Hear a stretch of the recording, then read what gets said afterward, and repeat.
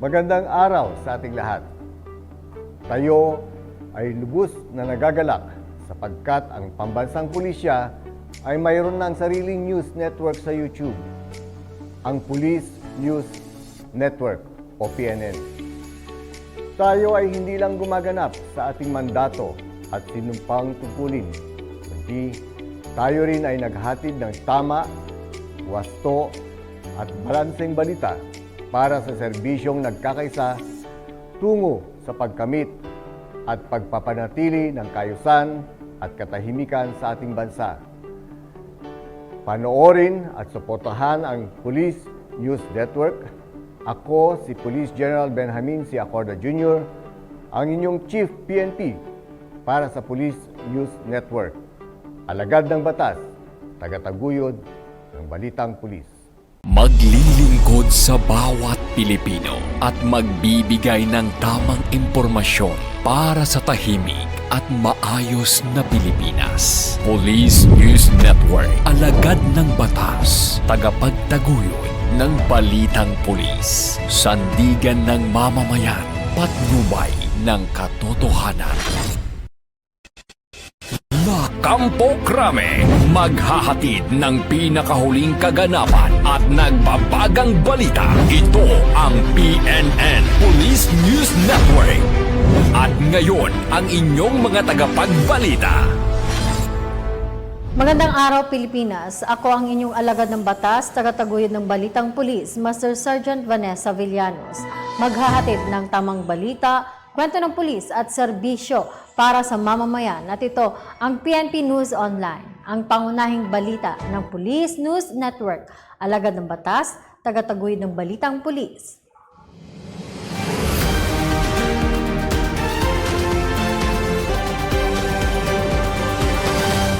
Ngayon ay araw ng linggo at narito ang mga balitang nakalap ng ating mga PNN correspondent sa loob ng linggong ito.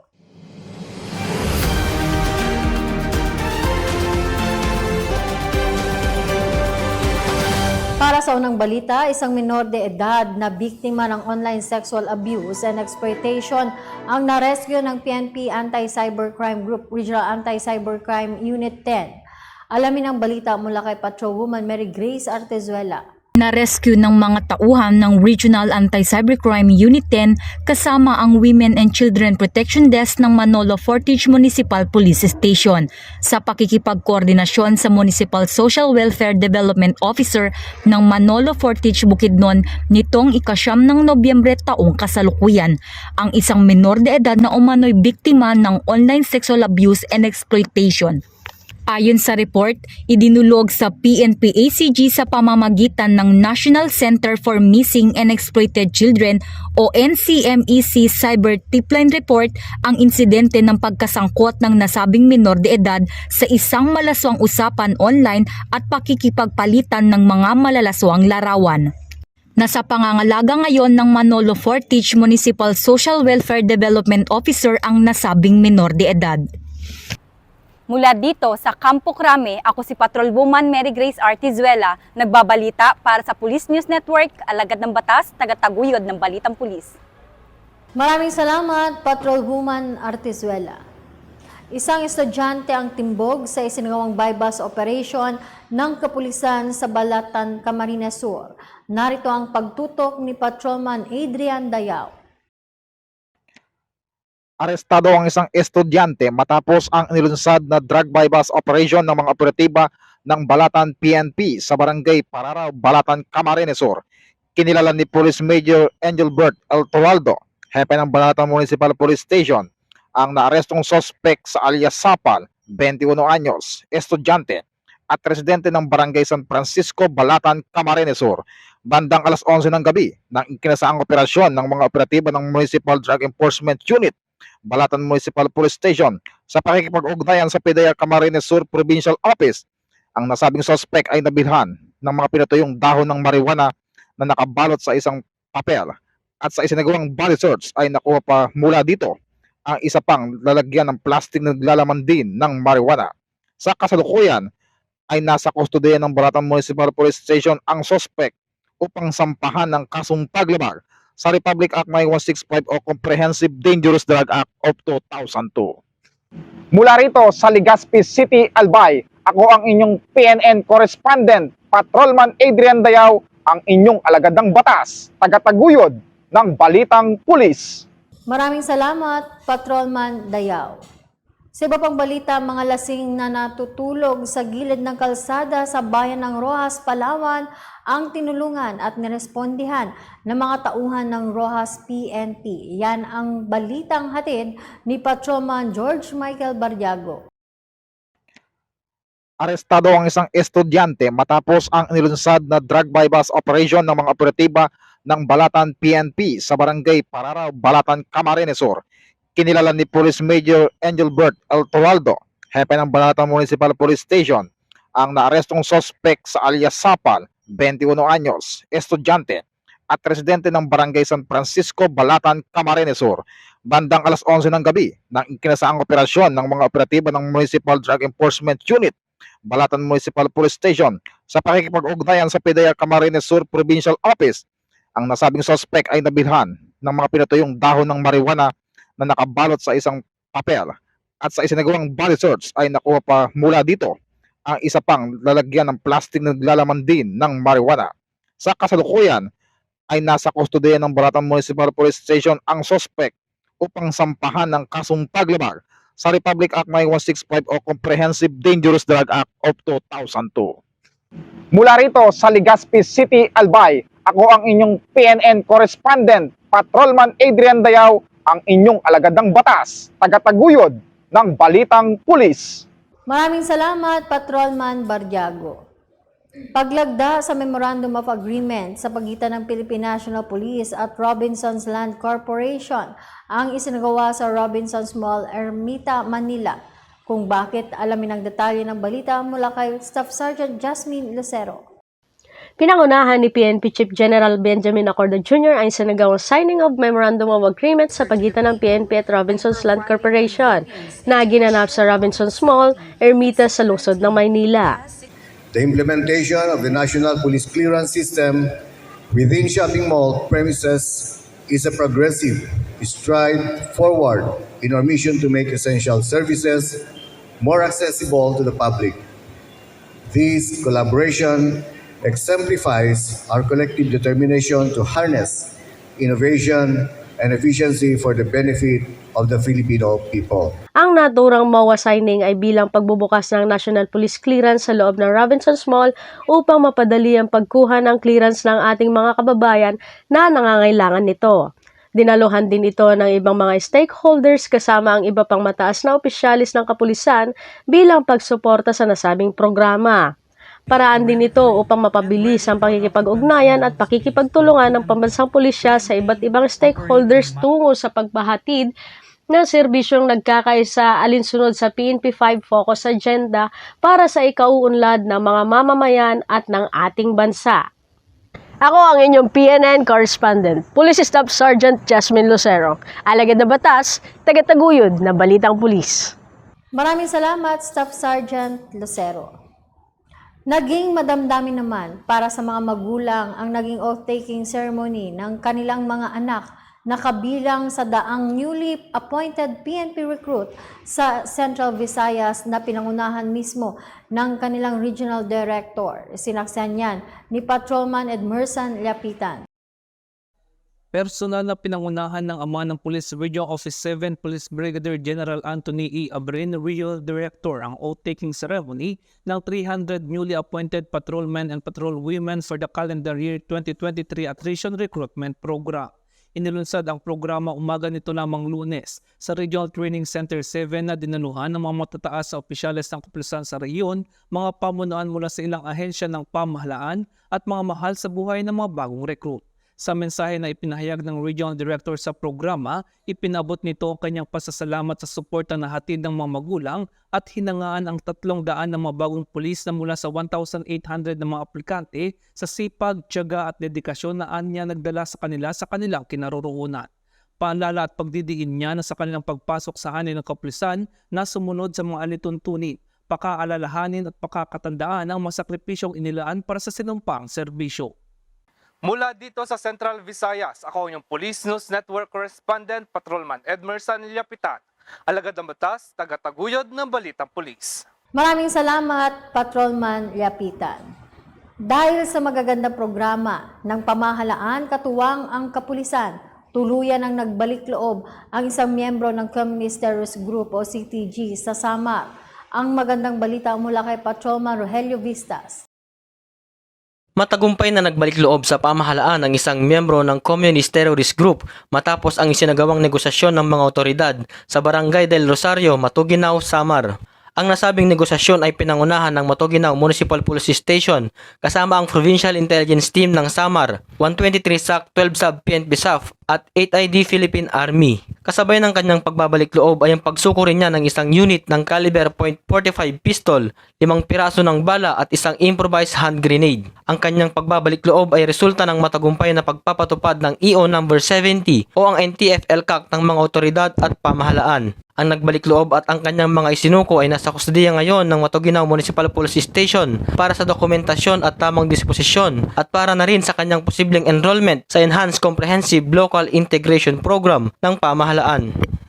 Mula dito sa Eastern Visayas, ako ang inyong Police News Network Correspondent, Patrolman Rogelio Vistas, alagad ng batas, tagataguyod ng Balitang Pulis. Maraming salamat, Patrolman Vistas. Matapos ang masusing proseso, 300 karagdagang bagong miyembro ng Police Regional Office Bangsamoro Autonomous Region for Muslim Mindanao ang formal nang nanumpa. Ibabahagi yan ni Patrolman Charlie Nasruden Corpus.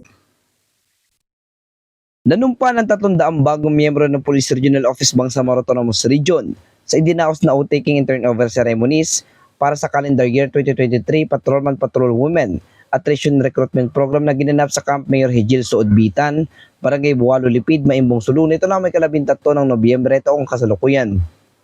Ang naturang panunumpa ay pinangasiwaan ni Police Brigadier General Alan C. Nobleza, Regional Director ng PROBAR, kung saan ito ay binubuo ng 255 na lalaki at 45 naman na babae.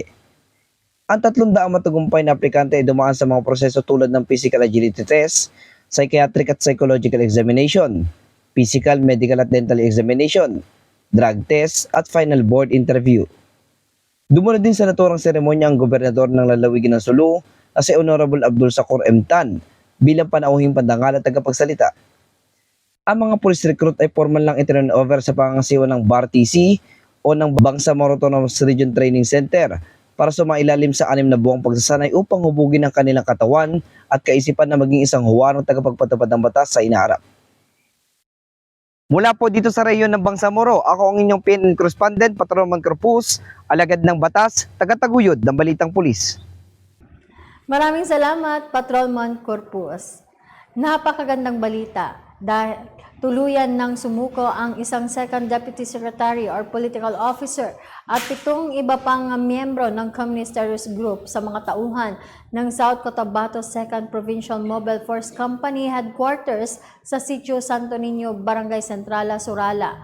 Yan ang balitang hatid ni Patrolman Nerwin J. Madeline.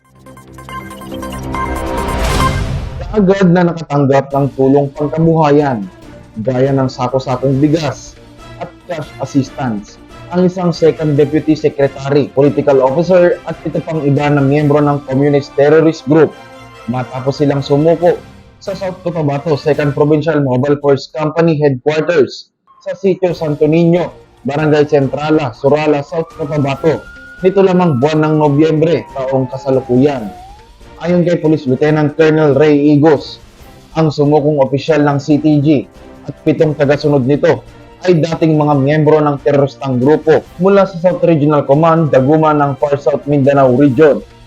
Dahil sa patuloy na hirap na dinaranas nila sa pagtatago sa bundok at malayo sa piling ng kanilang mga mahal sa buhay, ang naging dahilan kung bakit sumuko ang mga ito sa ating kapulisan. Dahil rito, patuloy naman ang panawagan ni Police Brigadier General Jimmy L. Macaraeg, ang Regional Director ng Police Regional Office 12, sa mga natitira pang miyembro ng CTGs na sumuko at magsimulang muli sa tulong ng Enhanced Comprehensive Local Integration Program ng ating pamahalaan tungo sa mas payapa at tahimik na bagong buhay. Mula dito sa General Santos City, ako ang inyong Police News Network Correspondent, Patrolman Nerwin J. Medellin, alagad ng batas, tagataguyod ng balitang pulis. Maraming salamat, Patrolman Medellin.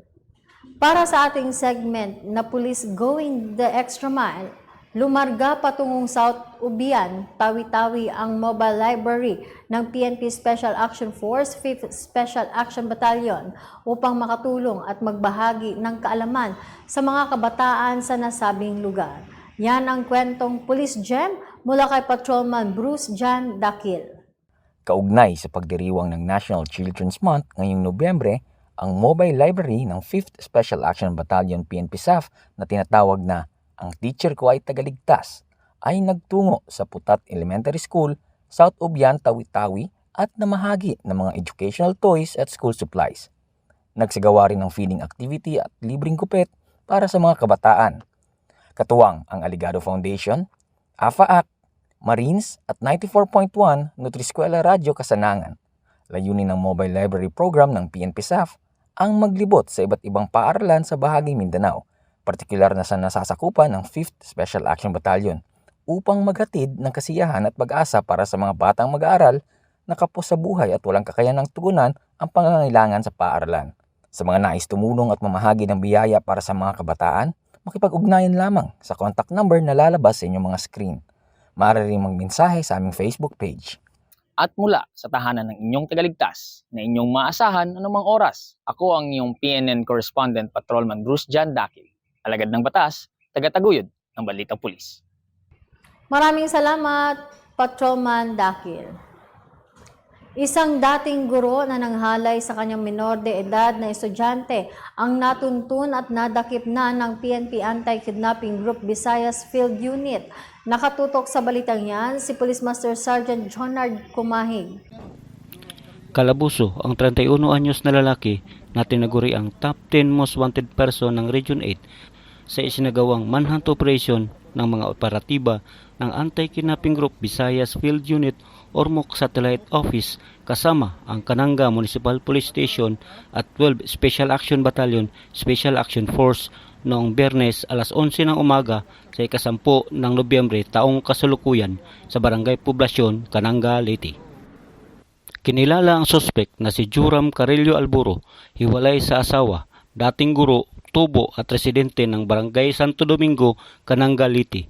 Napag-alaman, sangkot di umano ang suspect sa kasong pagagasa sa isang minor de edad na estudyante nito noong February 16 taong kasalukuyan dakong alas 8 ng umaga sa loob ng comfort room ng opisina nito sa Kananga National High School, Barangay Tugbong, Kananga, Leyte.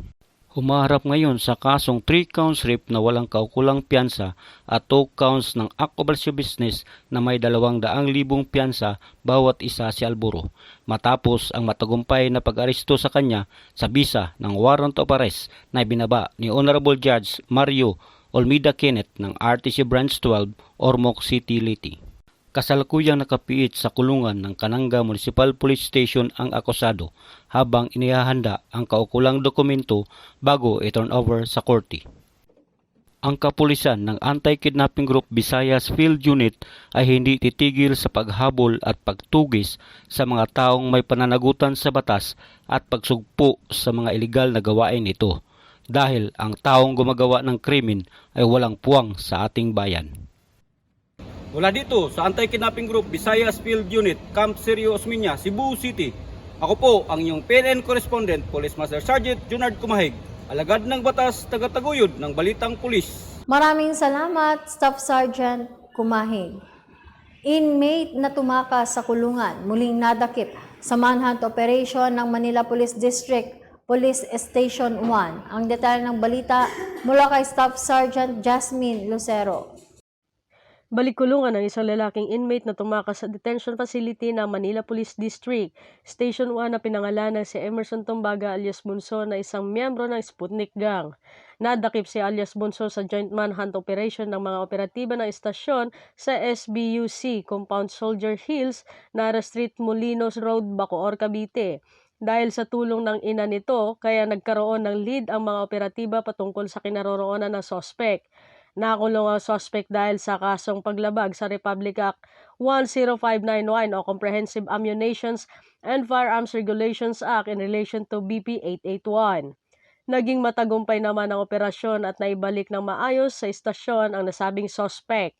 Mula dito sa Metro Manila, ako ang inyong PNN correspondent, Police Staff Sergeant Jasmine Lucero, alagad ng batas, tagataguyod ng Balitang Pulis. Maraming salamat, Staff Sergeant Lucero.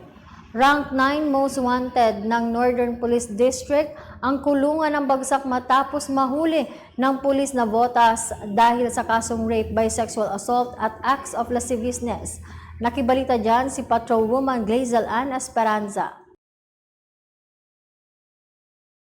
Himas Reyes na ngayon ang top 9 most wanted person ng Navotas City Police Station sa ikinasang Manhunt Charlie Operation ng mga operatiba ng Warrant and Subpoena Section. Nahuli ang akusado sa Barangay Sampaloc 3, Dasmariñas, Cavite. Kinilala ang akusado na si alias Reynaldo, 32 taong gulang, na residente ng Barangay NBBS proper, Navotas City. Naaresto ang akusado sa bisa ng warrant of arrest sa kasong rape by sexual assault and act of lasciviousness na ipinalabas ni Honorable Cecilia B. Paralag, Presiding Judge, Family Court, Branch 9, Navotas City, na may inirekomendang piyansa na 312,000 pesos para sa parehong kaso. Ipinalam sa naarestong akusado ang uri ng kanyang pagkakaaresto at karapatan sa konstitusyon. Pagkatapos ay dadalhin sa Navotas City Hospital para sa medikal na pagsusuri. Ang Northern Police District ay hindi titigil sa paghuli sa mga taong nagkasala sa batas upang mabigyan ng hustisya ang biktima at para masugpo ang kriminalidad sa ating bayan. Mula rito sa Northern Police District,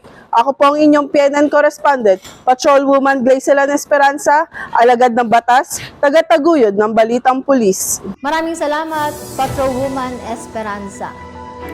Marami ang nahuling lumabag sa batas trapiko sa ikinasang joint anti-carnapping operation ng PNP Highway Patrol Group sa San Jose, Tacloban City. Alamin ang balita mula kay Master Sergeant Ivy Taganas.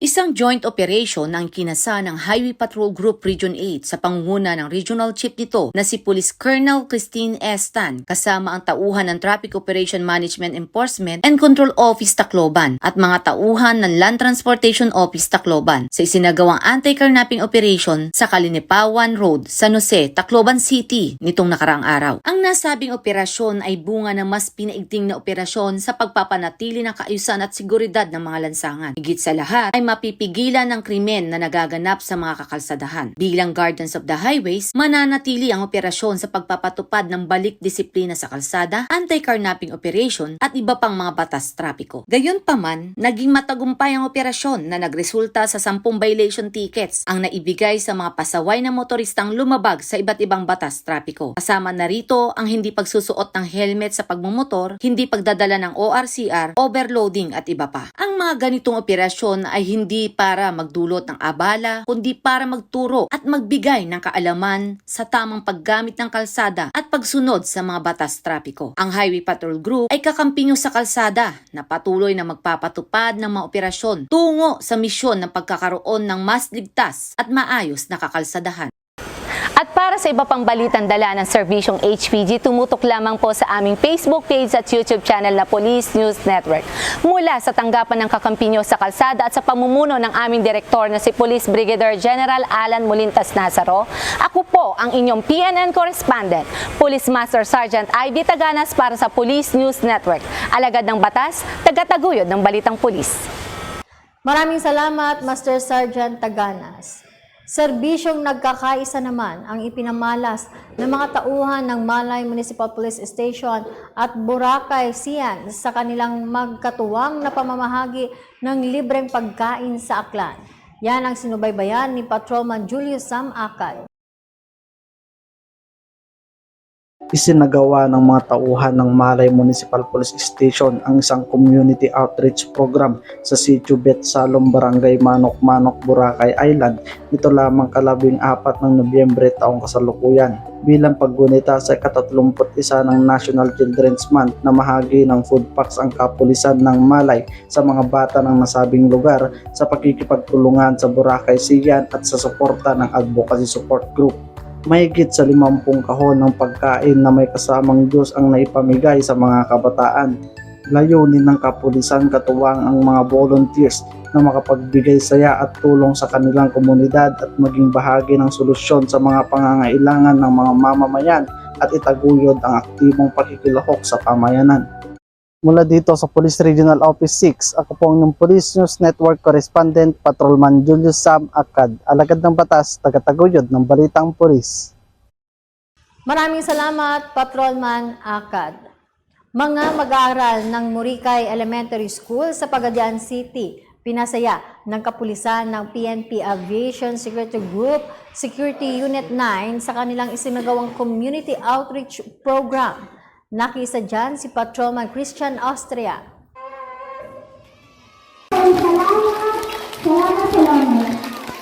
Taus-pusong pasasalamat. Iyan ang naging tugon ng mga mag-aaral at guro ng Muricay Elementary School ng Barangay Muricay, Pagadian City sa isinagawang Community Outreach Program na pinangunahan ng Kapulisan ng Aviation Security Unit 9, Pagadian Airport Police Station at ABSI Group Special Operations Unit noong nakaraang linggo, ika-10 ng Nobyembre taong kasalukuyan. Ang naturang aktibidad ay pinangunahan ni Police Captain Edward M. Magracia, ang Station Chief ng Pagadian Airport Police Station. Kaagapay ang mga guro ng nasabing paaralan sa pangunguna naman ng kanilang school head na si Miss Annabel C. Espinosa, mga miyembro ng Advisory Council ng nasabing istasyon, 52nd Special Action Company, Regional Intelligence Unit 9, at Criminology interns ng Pagadian Capital College at Southern Mindanao Colleges. Sinimula ng naturang aktibidad sa isang maikling programa na kung saan nagkaroon ng pagkakataong magpakita ng talento sa pagsayaw at pagkanta ang ilan sa mga mag-aaral na nagbigay naman ng munting saya sa mga manonood. Makikita naman ang pagtutulungan sa pamamahagi ng nasa 240 packs ng school supplies sa mga mag-aaral ng kindergarten at grade 1 at 2. At nasa kabuuang 608 naman na mag-aaral ang naging benepisyaryo sa kanilang isinagawang feeding activity na nagresulta ng labis na galak at pasasalamat sa mga ito. Samantala, ang gawain ito ay patuloy sa layuning pagtibayan ng magandang ugnayan at samahan ng kapulisan sa pamayanan na magbibigay tulong sa pagkamit ng isang maayos, maunlad at mapayapang komunidad. Mula sa tagapangalagan ng kapayapaan ng bawat paliparan, ako ang inyong Police News Network Correspondent, Patrolman Christian Austria, alagad ng batas, tagataguyod ng Balitang Pulis. Maraming salamat, Patrolman Austria. Sa iba pang balita, leader ng Versosa Criminal Group sa Maynila ang tuluyan ng naaresto ng Manila Police District dahil sa kaso nitong 10591 o ang Comprehensive Firearms and Ammunition Regulation Act. Corporal Sheena Marita po sa report. Natuldukan na ang ilegal na aktibidad ng isang sinasabing leader ng Versosa Criminal Group na kinilalang si Dominic Versosa y Sotirania alias Laway. Makaraang masakote ng mga operatiba ng Manila Police District o MPD sa kahabaan ng Cor Coromina Street, Barangay 391, Quiapo, Maynila. Nahulihan ang suspect ng isang kalibre .22 baril, loaded ng 3 bala, ng mga tauhan ng Barbosa Police Station ng MPD kung saan naaktuhan siya na umakyat sa bakod ng isang establishment na pakay nitong pasukin. Dahil dito ay nahaharap ang suspect sa kasong paglabag sa RA 10591 o Comprehensive Firearms and Ammunition Regulation Act. Mula dito sa Metro Manila, ako po ang inyong PNN Correspondent, Police Corporal Sheena Marita po, alagad ng batas, tagataguyod ng Balitang Pulis. Maraming salamat, Corporal Tapu. Isang bisita eskwela naman ang sinagawa ng mga personnel ng Regional Police Community Affairs and Development Unit ng National Capital Region upang maghatid serbisyo sa Don Bosco Technical College, Mandaluyong City. Nakiisa dyan si Corporal Sheena Marita po. Panibagong kaalaman na naman ang ibinahagi ng Regional Police Community Affairs and Development Unit ng NCR sa kanilang isinagawang bisita eskwela sa mga mag-aaral ng Don Bosco Technical College.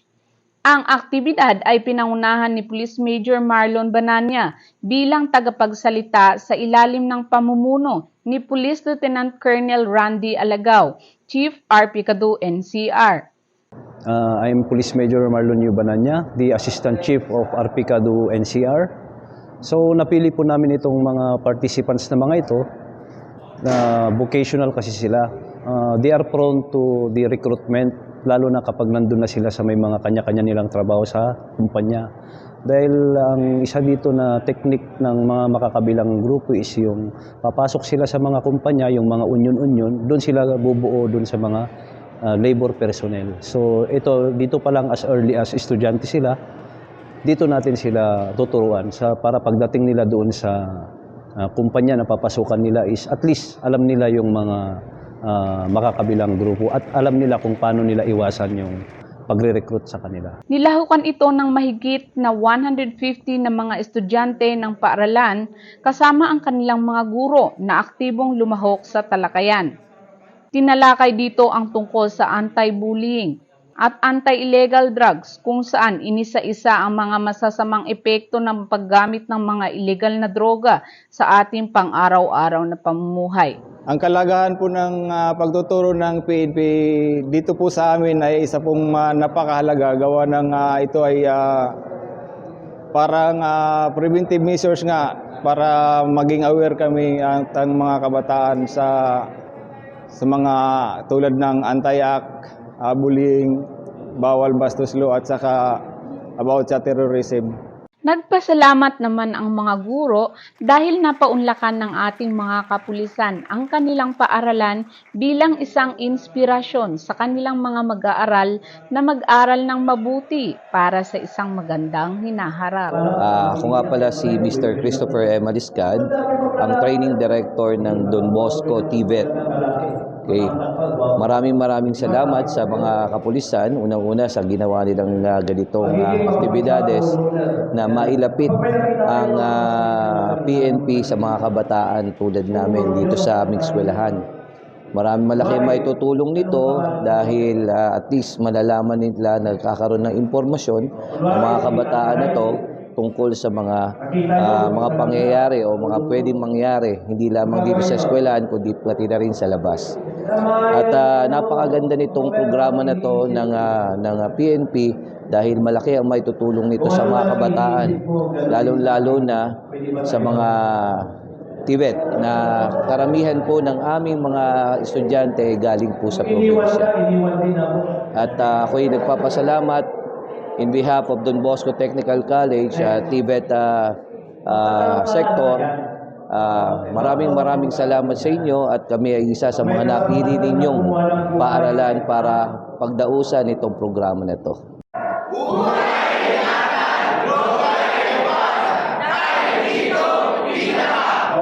Mula dito sa Metro Manila, ako po ang inyong PNN correspondent, Police Corporal Sheena Marita po, alagad ng batas, tagataguyod ng Balitang Pulis. Maraming salamat, Corporal Tapu. Nakisa naman sa pagpapatupad ng groundbreaking ng poso sa Barangay Banay, Taguig City ang mga tauhan ng National Capital Region Police Office sa tulong ng BAG-PTD na pinangunahan ni Dr. Morena Mong Canizares. Yan ang balitang inalam ni Patrolwoman Evelyn Lumabi. Isa sa mga suliraning nararanasan ng Barangay Banay sa kasalukuyan ay ang hirap sa supply ng tubig. Ito ay malaking problema sa kanila sapagkat ang tubig ay siyang nagbibigay buhay sa atin. Ito ay agad namang inaksyonan ng Regional Mobile Force Battalion sa pamumuno ni Police Colonel Mario Pimalana sa pakikipag-ugnayan sa Battalion Advisory Group for Police Transformation and Development. Sa inisyatibo ng chairperson nito na si Dr. Morena Mong Canizares. Sa pamamagitan ng proyekto ni Police Colonel Mario Pimalana, particular ang 6Ps, kung saan kabilang ang patubig, ay matutugunan ang suliraning ito. Mula sa Purok 6 Orig, Barangay Banay, Lower Bicutan, Taguig City ay isinagawa ang pagsisinaya ng pumpwell o poso nito lamang araw, na pinangunahan ni Police Lieutenant Colonel Marlon Ancheta, ang Deputy Force Commander RMFB. Kasama si Dr. Morena Mong Canizares at ang Board of Director ng Barangay Banay na si Wilson Ferreira at ang President ng Homeowners na si Jeffrey Enaje. Ang pagsisinayang ito ay sinaksihan ng mga residente ng naturang lugar kung saan mababakas sa kanilang mukha ang tuwa dahil sa pagkakataong ito ay masisimulan na ang matagal na nilang hinahangad, ang magkaroon ng supply ng tubig. Ang proyektong ito ay ipagpapatuloy ng Regional Mobile Force Battalion sa pamamagitan ng more aggressive, responsive and intensified operation. So sana po patuloy nyo kaming suportahan sa mga proyektong katulad nito para lalo pa pong mas maging kapaki-pakinabang para sa aming mga taga-Banay yung proyekto at programa ginagawa po ng inyong tropa. Maraming salamat po. Mula rito sa Regional Mobile Force Battalion and CRPO, sa pamumuno ni Police Colonel Mario P. Malana, ako po ang inyong Police News Network Correspondent, Patrolwoman Evelyn T. Lumabi, alagad ng batas, tagataguyod ng Balitang Pulis. Maraming salamat, Patrolwoman Lumabi. 6 na individual naman ang nasa kote ng PNP Special Action Force dahil sa kasong kidnapping with homicide sa Lanao del Norte. Ang detalye ng balita mula kay Patrolman Marcelino Termenes. Arestado ang 6 na personalidad sa isinagawang law enforcement operation ng 1st Special Action Battalion at Rapid Deployment Battalion ng PNP SAF, kasama ang Regional Mobile Force Battalion 10 at iba pang mga unit ng PNP sa Barangay Kormatan, Puuna, Piagapo, Lanao del Norte. Nasamsam din sa isinagawang operasyon ang isang ACAR shotgun, 20 na peraso ng 12-gauge na bala, 5 iba't ibang handheld radio, isang base radio, mga bahagi ng improvised explosive device, sari-saring mga subversibong dokumento, isang M203 cartridge case, at isang watawat na may logo ng ISIS. Kasalukuyan ang nasa kustodiya ng RMFB-10 ang mga nasamsam na bagay at mga arestado na kumakaharap sa kasong kidnapping with homicide para sa dokumentasyon at tamang disposisyon. At mula dito sa tahanan ng inyong tagaligtas na inyong maaasahan anumang oras, ako ang inyong PNN correspondent, Patrolman Marcelino Termenes, alagad ng batas, tagataguyod ng Balitang Pulis. Maraming salamat, Patrolman Termenes. Nagsagawa ng road clearing operation ang mga tauhan ng PNP Highway Patrol Group o HPG sa lungsod ng Ordaneta, Pangasinan upang maging ligtas ang bawat kalsadahan para sa motorista ng naturang lungsod. Ang detalye ng balita mula kay Patrolman Mark Roland Feliciano. Isang joint operation ang ikinasa ng HPG Pangasinan sa pangunguna ng provincial officer nito na si Police Major Joel D. Conde, kasama ang Kalasyaw at Dagupan Police Station, DPWH at Public Order and Safety Officer ng Pangasinan sa isinagawang road clearing operation sa Barangay Poblasyon, Kalasyaw, Pangasinan. Ang nasabing operasyon ay bunga ng mas pinaigting na operasyon sa pagpapanatili ng kaayusan ng mga kakalsadahan.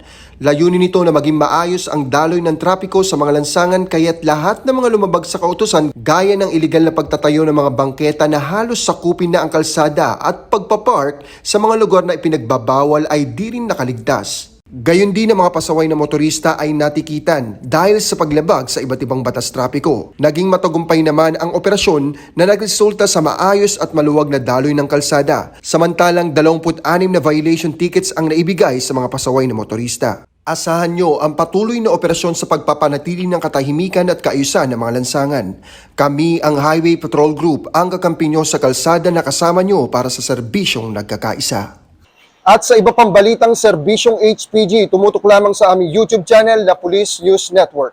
Mula sa tanggapan ng kakampi nyo sa kalsada, ako po ang inyong PNN correspondent, Patrolman Mark Roland Feliciano para sa Police News Network. Alagad ng batas, tagataguyod ng Balitang Pulis. Maraming salamat, Patrolman Feliciano. Timbog ngayon ng San Manuel PNP ang wanted person sa kasong large-scale illegal recruitment sa kanilang naging manhunt operation sa Pangasinan. Narito ang pagtutok ni Patrolman Viljan Kumilang. Timbog ang isang babae sa bisa ng warrant of arrest matapos itong maaresto sa pangunguna ng San Manuel PNP nito lamang nagdaang Martes. Bandang alas 4:15 ng tanghali nang maaresto ang individual at ito ay naharap sa kasong large-scale illegal recruitment na walang rekomendadong piyansa. Matapos maaresto ang akusado, agad naman itong dinala sa Dr. Laureano S. Perez Memorial Clinic para sa medical examination at matapos ay sa San Manuel Municipal Police Station para sa tamang dokumentasyon at disposisyon. Samantala, nangangako naman ang San Manuel PNP na patuloy nilang gagampanan ang kanilang tungkulin na panatilihing ligtas at malayo sa kapahamakan ang mamamayan. Mula dito sa Ilocos Region, ako ang inyong PNN Correspondent Patrolman Viljon Kumilang, alagad ng batas, tagataguyod ng Balitang Pulis. Maraming salamat, Patrolman Kumilang. Matatamis ng ngiti, yan ang sinukli ng mga residente ng ilang barangay sa Quezon City matapos ang matagumpay na dental mission na isinagawa ng mga tauhan ng Regional Mobile Force Battalion ng NCRPO. Yan ang kwentong inalam ni Police Senior Master Sergeant Mauricio Ruiz. Ngipin ay alagaan para may ngiti ang kinabukasan. Here at 5th Mobile Force Company, matagumpay na nailunsad ng Makati Dental Society and Ayala Amity Centennial Lions Club kabalikat ang Battalion Advisory Group for Police Transformation and Development. Katuwang ang pulisya mula sa 3rd, 4th at 5th Mobile Force Company ng Regional Mobile Force Battalion ng NCRPO sa pamumuno ni Force Commander Police Colonel Mario P. Malana. Ang dental mission na ito ay naisakatuparan sa Eco Park, Quezon City. Ang layunin ng dental mission na ito ay para sa ating kababayan, partikular sa kapulisan at mga dependents nito. Nagbigay naman ng inspirasyon na mensahe si Dr. Morena Mong Cañizares na siyang chairperson ng Battalion Advisory Group for Police Transformation and Development at ang iba pang dumalo sa aktibidad na ito. Tayo po ay nagbibigay ng ganap na pasasalamat sa ating Chief PNP na si General Horda, ang ating Regional Director na si General Nartates, ang ating Force Commander na si Mario Malana at syempre ang pinuno dito si Major Balmaceda. Pasasalamatin din natin syempre ang Makati Dental Society. At saka yung yung mga Lions, Amity Lions. At higit sa lahat, yung mga taong narito na tumutulong para magkaroon tayo ng tunay na success dito. Syempre, kailangan din nating tulungan ang mga taong tumutulong. Bago ko makalimutan, kasama rin po ang Rotary Club ko. Rotary Club ng Makati Poblasyon. Syempre, doon ako eh. So, kaya meron tayong lahat ng ito. So, ito ay sama-sama nating ginagawa para sa kapakanan din ng ating mga kapulisan. Dahil yan ang mga tumutulong eh. Sa dependents. Sila ay tumutulong, kaya kailangan tulungan natin sila. Ang kanilang kalusugan sa kapulisan, sa kanilang pamilya, kapitbahay, at kung sino man ang nangangailangan ng serbisyo natin. Marami pong salamat sa Diyos, no? At sa pagpahintulot niya, no?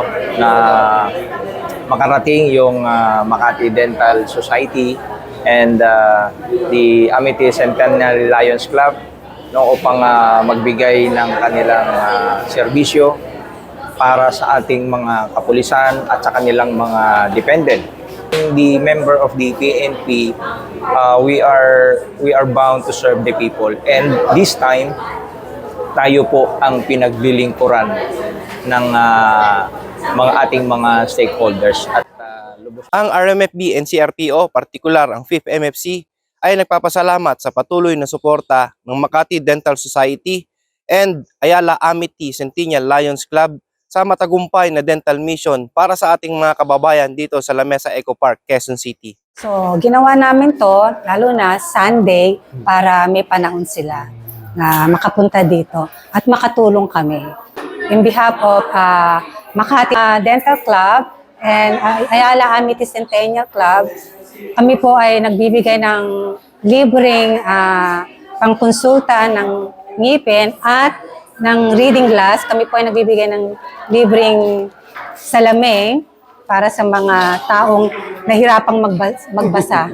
Bilang BIPAT po, ang masasabi ko po sa ating mga PNP, sa Rotary Club, sa ating mga Philippine Dental Association, ay alamin tinakatuwang sa activity na ginagawa natin dito sa Eco Park.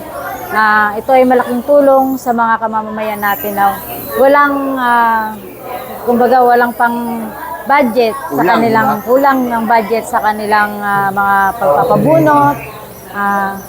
ito ay malaking tulong sa kanila na hindi na sila gagastos ng ganong kalaki at may bibigay sa Mula po dito sa Eco Park, Quezon City at sa ngalan din po ng aming Force Commander ng Regional Mobile Force Battalion ng NCRPO, Police Colonel Mario P. Malana.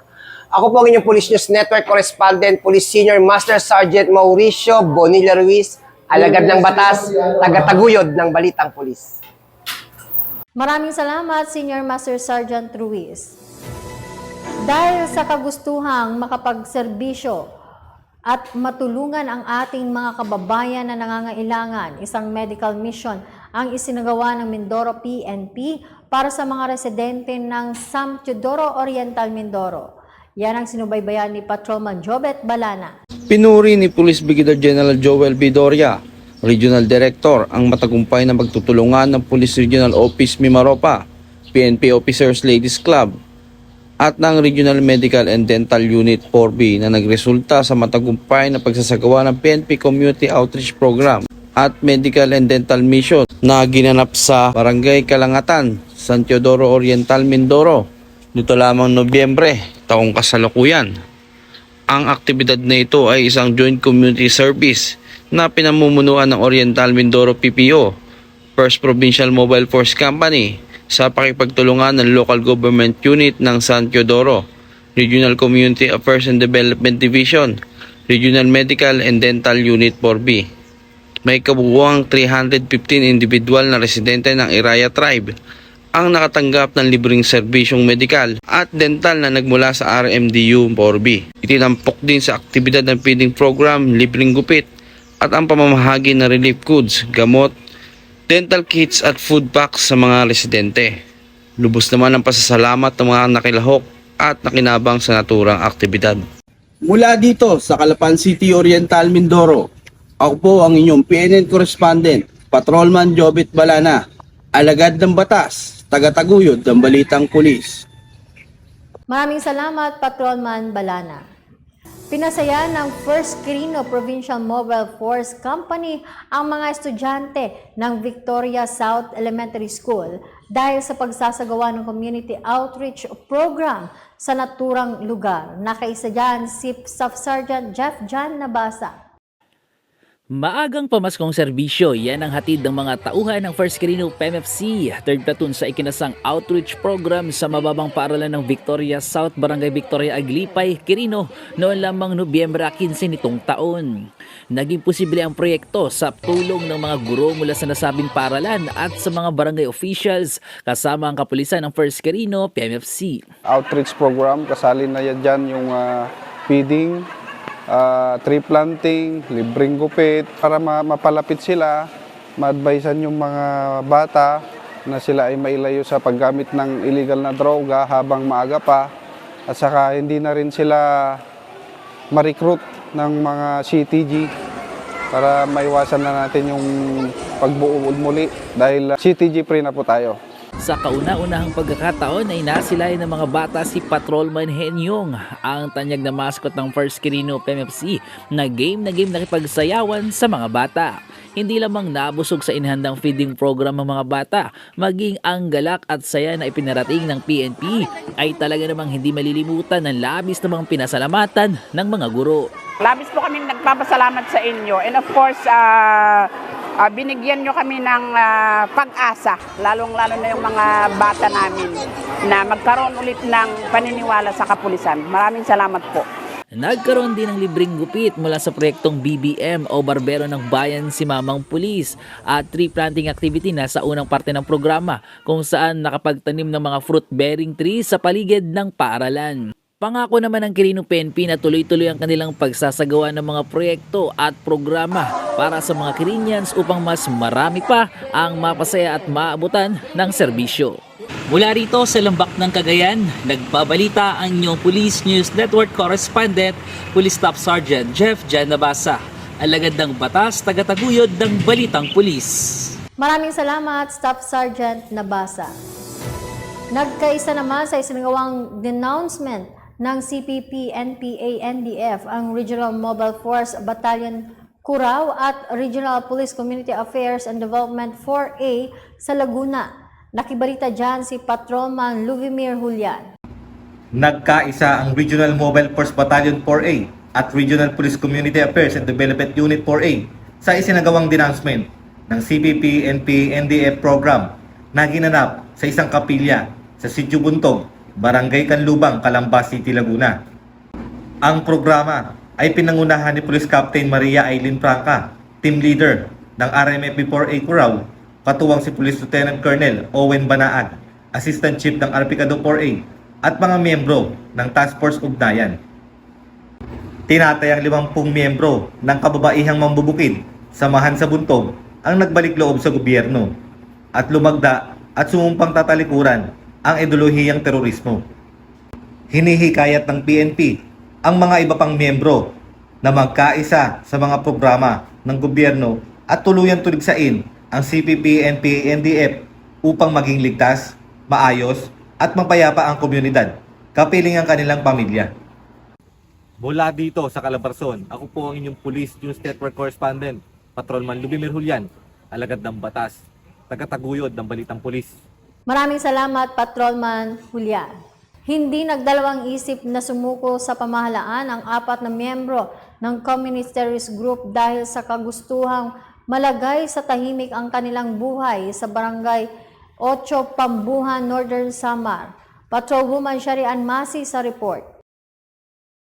Matagumpay na nagbalik loob sa pamahalaan ang 4 na miyembro ng Communist Terrorist Group sa Barangay 8 Pambuhan, Northern Samar. Ang kanilang pagbabalik loob ay resulta ng matagumpay na negosasyon ng mga tauhan ng 2nd Northern Samar PMFC kasama ang 8th Third Maneuver Company RMFB 8, 19 IB-20 IB ng Philippine Army at 122 SAC 12 Special Action Battalion ng PNP SAF. Kasabay ng kanilang pagbabalik loob ay ang pagsuko rin nila ng M16A1 rifle, rifle grenade, caliber .38 revolver na may 6 na live ammunition at concealed holster. Sila ay nasa kustodiya ngayon ng 2nd Northern Samar PMFC para sa facilitation at assessment ng kanilang posibleng enrollment sa iklip na programa ng pamahalaan. Mula dito sa Eastern Visayas, ako ang inyong PNN Correspondent, Patrolwoman Sharian Masi, alagad ng batas, tagataguyod ng Balitang Pulis. Maraming salamat, Patrolwoman Masi. At yan ang mga balitang nakalap ng ating mga PNN correspondents mula Luzon, Visayas at Mindanao sa loob ng linggong ito. Sa ngalan ng 228,000 strong members ng Philippine National Police sa pangunguna ni Chief PNP General Benjamin Casuga Acorda Jr., kami ay maglilingkod sa bawat Pilipino at magbibigay ng tama at balanseng balita. Mula rito sa tanggapan ng tagapag-ugnay ng Pambansang Pulisya, ako ang inyong alagad ng batas, tagataguyod ng Balitang Pulis, Master Sergeant Vanessa Villanos. Maghahatid ng tamang balita, kwento ng pulis at serbisyo para sa mamamayan. At ito ang PNP News Online, ang pangunahing balita ng Police News Network.